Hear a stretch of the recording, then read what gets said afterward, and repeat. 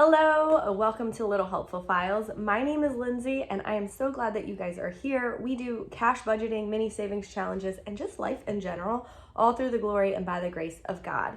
Now, today we are picking back up in the budgeting little by little series that I've been doing. This specifically is going to be on sinking funds. So whether this is something that you're maybe revisiting or kind of reorganizing, rethinking, or this is your first time doing the cash budgeting system and setting up your sinking funds, I encourage you to stick around. This is going to be from a Christian perspective. We're going to look at a couple different verses and really just kind of break it down and go into the sinking fund categories and what this looks like. So I encourage you guys to stay tuned. If you like this type of content, please subscribe and help out my channel. I really appreciate all the support. And if you enjoy the video, make sure to like it so that it can get out to more people. All right, let's go ahead and get into the video. Okay guys, hopefully you've got your coffee, your tea, your water, whatever you're drinking there. We can get cozy and kind of break this down. So I want to go through sinking funds. Sinking funds are really important in your financial portfolio and budgeting system, because this is what's going to allow you to be prepared and to set yourself up for any of those things that kind of creep up that we tend to forget about. And they're not necessarily emergency purchases. They're expected, but it's something that we often don't put in our budget. And then when those do creep up, they're a little bit larger expenses, and it can really take a hit to our finances. So we are going to kind of talk through this. There are different types of sinking funds. So you can have sinking fund goals that are long-term or shorter term, ones that you need more immediate. And then you also have high priority and low priority. So first, before we dive into that, I want to read a little bit from the Bible. Now, I am going to reference 1 Timothy 6:10. This one is quoted a lot, and I just want to kind of set the tone for this as we talk about stewarding God's provisions. For the love of money is a root of all kinds of evil. Some people eager for money have wandered from the faith and pierced themselves with many griefs. So when we read this, we have to remember that what this is saying is, where is your priority? What is first? Okay, it's not saying that we cannot have the financial means and that we can't plan and that we can't make good choices for our future.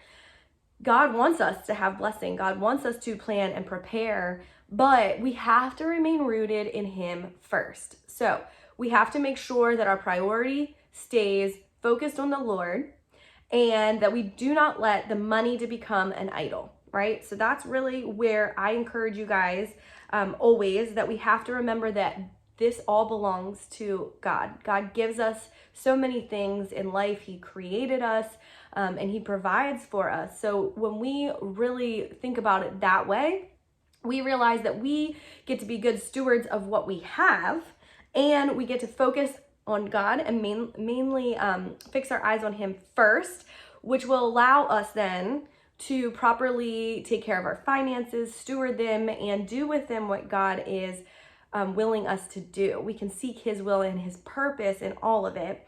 So that is what it's talking about. You know, the money basically can be used for good or for evil. Money is just a tool.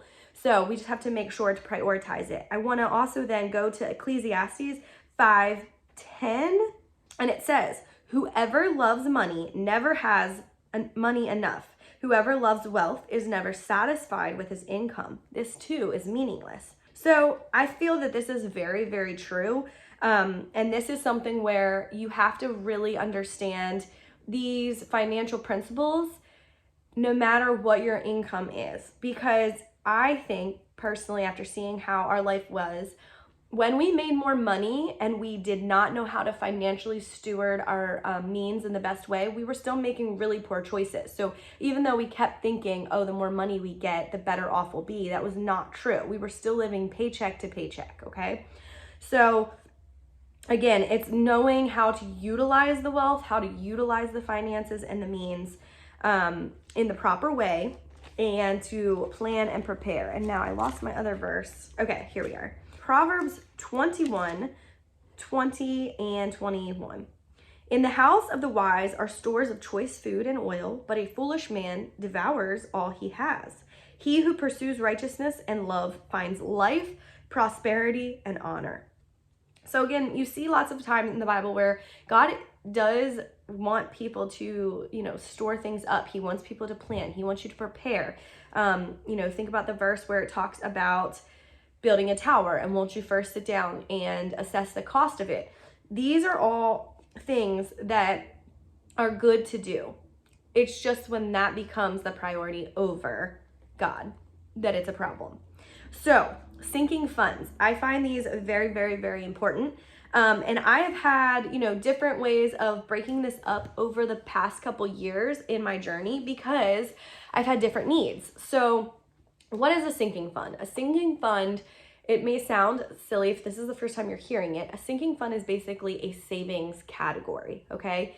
And you're sinking money into it to save up for that future date.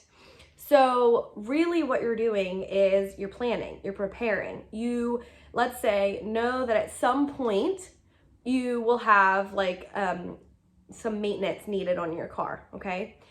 That's not something we normally would budget for in our day-to-day budget, right?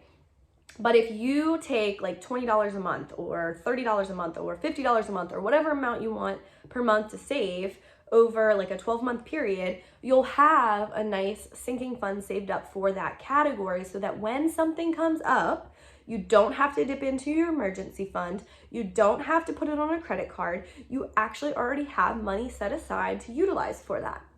So in terms of the sinking fund categories, I personally think, especially if you're brand new, to keep it simple. Think of like the basic, most important, top priority things, because you can very easily get overwhelmed with having too many categories. And especially if you're on a tighter budget, it's gonna be really hard then to fill each of those categories. So I would put things like, home repairs, car maintenance, birthdays, and vacation maybe. Like those would be some good kind of basic things to start with. And the way I did it initially, which is what I'm trying to build up right now. So I did a high yield savings account for some of those high priority sinking funds that I really wanted to save up. That way, every month I had automatically pulled. So actually I did it by each paycheck. Each paycheck I would automatically pull a set amount and it would go into those funds. And then I knew I had that money set aside. And really what I did, which I'll show you, is I set up my different categories and I put my goal for how much I wanted for each category. And then every month I would allocate those funds. Now you can also do the sinking funds trackers and envelopes, which again, I think that when you have a direct place that this money is supposed to be going to, I think that you are able to be more consistent. I think it motivates you more. You see that progress over time, as you're saving up. So these sinking fund trackers basically do the same thing. You're just saving cash and you're crossing off or coloring in the icons as you save. Now you could do this as a high yield savings account and just use the tracker without putting cash in it. It could be a cashless sinking fund. It really is up to you how you feel comfortable doing this. Like I know some people would prefer to have the cash and that's the way that they would like to save it and have it in a secure place at home. And there are other people that would like to have the high yield savings account and break up the categories, in the more of electronic way. So yeah, that is kind of how you want to break that up. Now, sinking funds itself, like I said, you could do long-term, you can do short-term. If it is a long-term goal, so long-term would be something that you don't need right now, then you're going to figure out when you would want or need that money by. So let's say it's 12 months. So you're going to take the amount that you want and divide it by 12 months. And that's how you're going to determine how much to put towards it each month. If it is a short-term sinking fund, let's say, like I know, for example, with my son, like he'll always have, like tuition, his co-op class. So a lot of the times I might be only like 6 months out on that. So again, you'll take the amount that you need and divide it then by 6. And that's how much you're going to put into that category every month. So you have to really look at like your budget. And this is where it's good if you can free up any extra dollars or utilize those savings dollars towards your sinking funds. Now, it depends on what your preference is. Some people like to make sure they have like a $1,000 emergency fund saved up first. you could absolutely do that if you feel more comfortable doing it that way. Or you kind of start taking these sinking funds, and depending on what your categories are, those then end up acting as your emergency fund, if that makes sense. Because like I have one for like medical, and like the unexpected things that you would consider being an emergency. So it just depends on how you want to label it and how you want to organize all of that. And I think that this is really, really beneficial because, again, when these things come up, like for example, like car registration, that's something that you know is going to happen every year, but I don't put that in my budget, like in my normal budget. I have been able to save for that and do that through my sinking funds.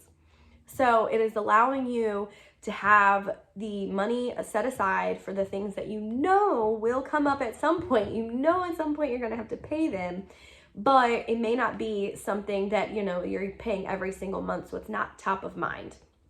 So I think that this is a really, really good way to kind of keep you organized and to make sure that each of the categories that you need saved up is accounted for. Holidays is another really big one and important one that you can save for. I actually used to have a really hard time overspending for Christmas. And this was something that really helped when I started doing a sinking fund and I set aside, like, let's just say $1,000 for it. So in January, you literally start setting aside $100 per month and then go through and you have the amount saved for the year.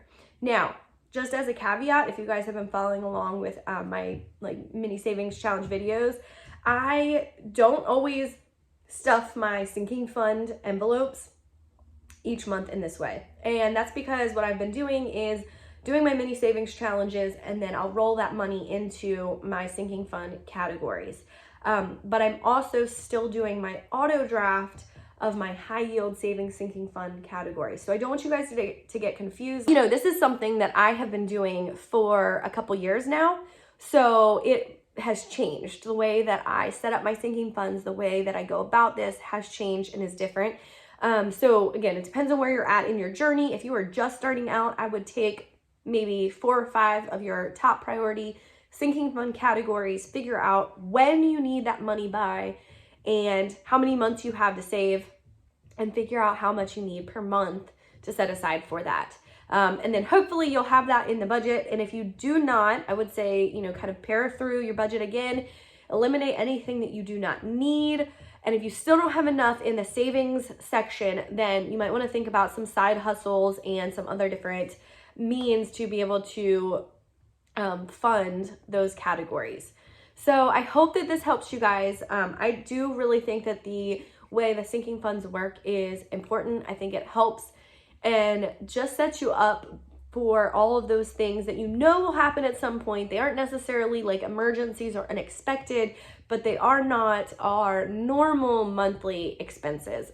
So again, to prepare and to have them ready to go when that time comes, it's such a peace of mind and really can just make you feel so much more confident in your budget, in your finances, and in your future. Now, again, if something happens and you do have to pull from these, that's okay. I don't want you guys to feel discouraged. I know I've been there when you've saved up for a category, let's say, you know, something with car maintenance, and you're kind of thinking that it's going to be like getting tires or oil change, and then something actually happens with the car that was unexpected. I have still pulled from the car maintenance category, and I just know that I will start back over and continue that monthly, you know, amount, or putting the mini savings challenges into that fund, and I will build it back up.